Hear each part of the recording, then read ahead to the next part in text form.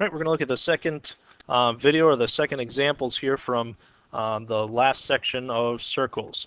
So we're looking at circles and tangent lines using their equations in this case. So question number 1 is asking us to find an equation of the tangent to the circle with the equation x squared plus y squared plus 2x plus 4y minus 40 equals 0. So this is the equation of the circle. And we want the tangent line that goes through the point 5, 1. So the first thing we need to do is complete the square to get this into a standard form of a circle equation. So we move our x pieces together. From here, x squared plus 2x. So that's going to go right here. And we look at our y pieces, y squared plus 4y. It's going to be all of this right here. And then the last bit, this minus 40, we add 40 to move it to this other side. So it becomes a positive 40 over here. Now we need to complete the square. So remember, we take half of this and then square it. Half of 2 is 1. 1 squared is 1. So that's what we're adding right here. If we add 1 right here, we also have to add it over here. Secondly, do the same thing with our y values. Half of 4 is 2. 2 squared is 4. So if we add 4 over here, we have to add 4 over here as well. Now, this x piece, or this group, we can put that into something being squared, a binomial, x plus something squared. Same with our y. We can change that to y plus something squared. And when we do that, that'll make the standard form of a circle. So what is it that is x plus what squared would make this amount? Remember, it's always that, that number that's half of this and the square root of this. So half of 2 is 1. So it's x plus 1 squared. Same thing with this y squared plus 4y plus 4. Half of this 4 is 2, so that's what we added on here. Y plus 2 is what's being squared. Same thing. Square root of 4 is 2. Square root of 1 is 1. So that's another way to find these extra pieces.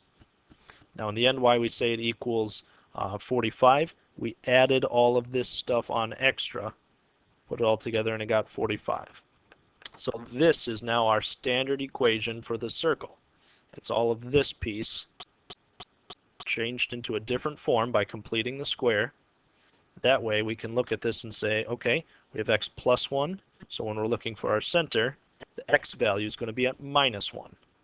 We have y plus 2, so the y value of the center is going to be at minus 2. This is 45, so remember the standard form of the circle says this would be the radius squared. So to find our radius, we'd take the square root of 45. So it's about 6.7. Now you don't need to graph this, but I'm going to graph it just so you can kind of see what's going on here.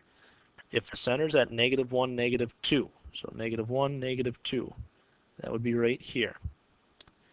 Now I'm going to draw the circle in with the circle tool here. We'll start at the center, and we'll go up 1, 2, 3, 4, 5, 6, and just a little bit more.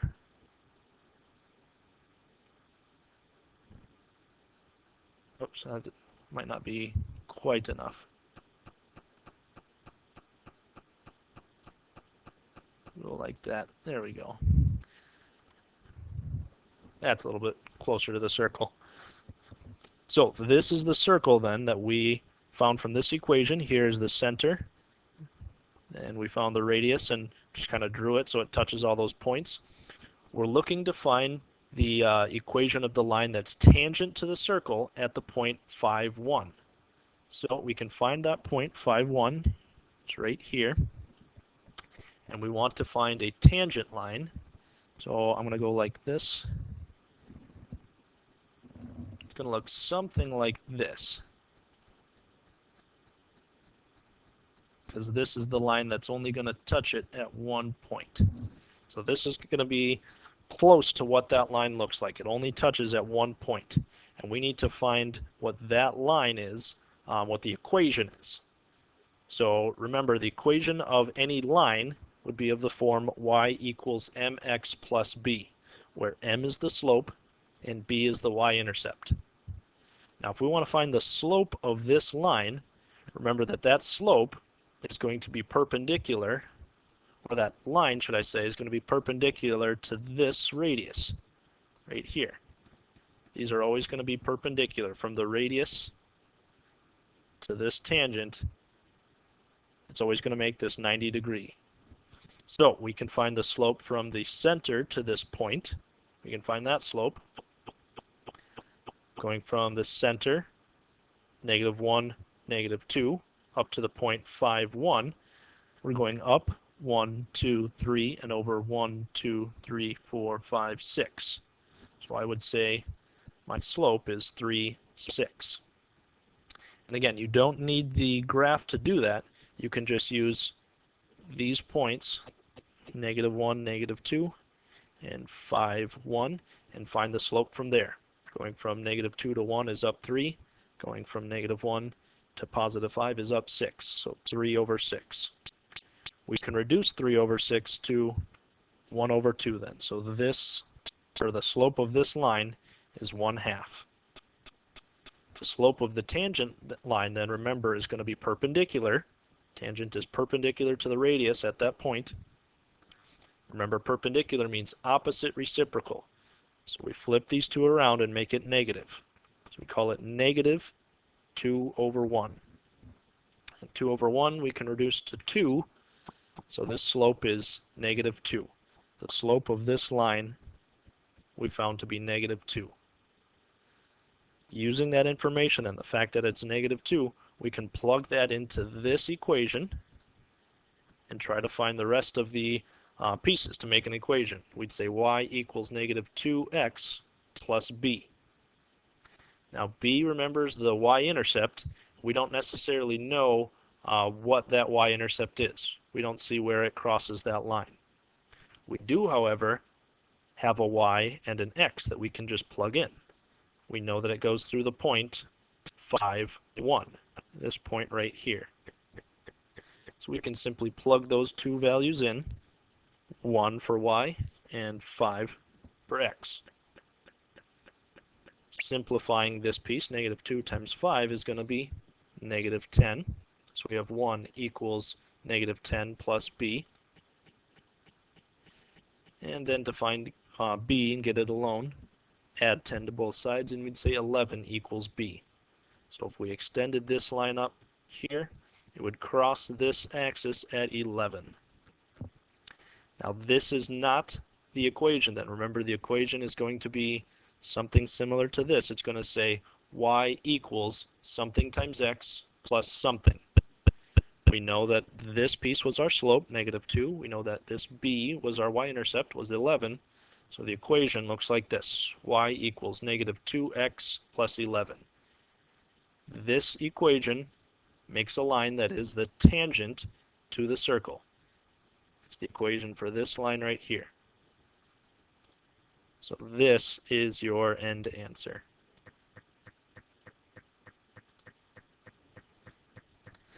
All right, for our second example here, again, we're given the equation for the circle, and it says that it passes through a random point P, and it doesn't tell us where that is. And it says, given that the tangent to the circle at that point P also passes through the point Q, which is at 2, 6, find the exact length of PQ in its simplest form. So I'm going to write right away that Q is at 2, 6. Now again, you don't have to graph this. I'm just going to graph it to show you what's going on. You should be able to figure this out just with the algebra parts. We need to complete the square again so that we can get this equation into the standard form. So we're going to split everything up first. We've got our x pieces all over here, the x squared and the 6x. We've got our y pieces, y squared and minus 2y. And then we have all our constants over here, just that, add 0.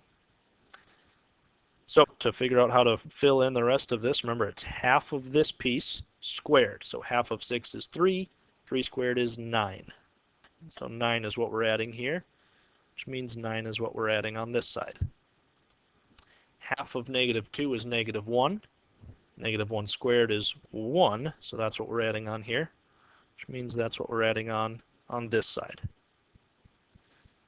We need to simplify that equation. Remember, this piece we can turn into x plus 3 squared. 3 is half of 6. It's also the square root of 9. On this one, half of negative 2 is negative 1. That's also the square root of 1. And we know that we need to do minus because this one has a minus. So it's y minus 1 squared. And we'd say it all equals 10 because 0 plus 9 plus 1 equals 10. Now, with this form of the circle, we can say that if it's x plus 3, then the center, the x value will be at minus 3. If it's y minus 1, the center's y value will be at positive 1. So this would be the center, negative 3, negative 3, positive 1. So I'm going to write in the center right here. If 10 is right here, equals 10 in the end, remember that's r squared, so we'd say the radius is the square root of 10, which is about 3.16. That way we can draw in our circle again, go up about 1, 2, 3, and a little bit more. So this would be our circle in this case. Again, you don't need to graph this. I'm just going to graph it to show you kind of what's happening and what's going on. Now at this point, we want to find PQ. Remember, PQ is going to be the length of the tangent line coming from this point. So I'm going to draw it in orange actually. This would be the tangent line that goes through this line, or this point Q, which means wherever it touches, we'll say right about here, that's our point P. This we said was our point Q, and this is the center. I'm going to call it C for center. These 3 points are going to make a triangle. I'll draw that in here.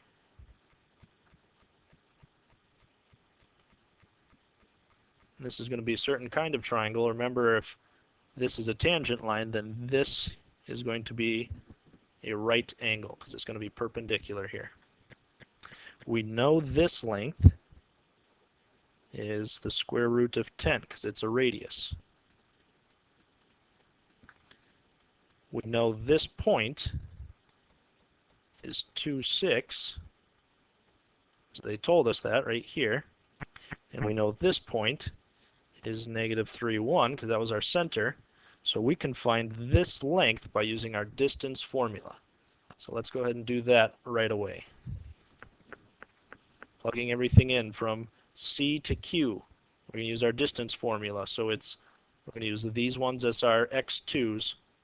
2 minus negative 3, because negative 3 was the x value here, squared plus 6, that was this piece here, minus 1, the y value of this, squared, and the square root of all of that. So this was our start of the distance formula. Simplifying it down, 2 minus negative 3 is positive 5, 6 minus 1 is also positive 5. Square both of those, so we'd have 25 plus 25. Add those together and we get the square root of 50, which is about 7.07. So I'm going to write this in as the square root of 50, just because it might be a little bit easier to leave these in square roots. We're trying to find this length here, PQ, and we know that this is square root of 10 and this is the square root of 50, so we can use our Pythagorean theorem to find everything else. We know that from C to P squared plus P to Q squared equals C to Q squared. Pythagorean theorem. We know that C to P is the square root of 10. We know that C to Q is the square root of 50. So we're just filling in what we know. Square both of those. Square root of 10 squared becomes 10. Square root of 50 squared becomes 50. So we've got 10 plus PQ squared equals 50. Subtract 10 from both sides, and we get PQ squared equals 40. And take the square root of both sides. We'd get that the square root of 40 equals PQ, which means it's about 6.32.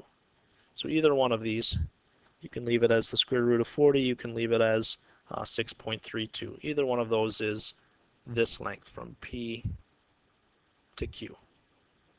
That would be the end of our last example.